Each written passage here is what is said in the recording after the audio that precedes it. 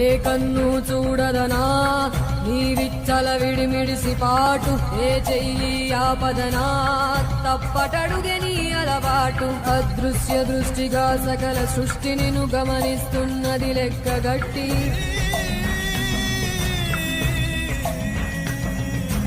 ఎంత బతుకు నీదెంత బతుకువో గుప్పెడు మెతుకుల కడుపు కొరకు ఎన్నాటలు వేటలు అవసరమా మనుజా.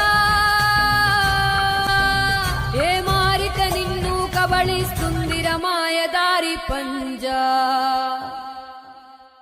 కోరికొని తెచ్చుకో మాకు కర్మ, దాన్ని విడిపించుకోలేదు జన్మ.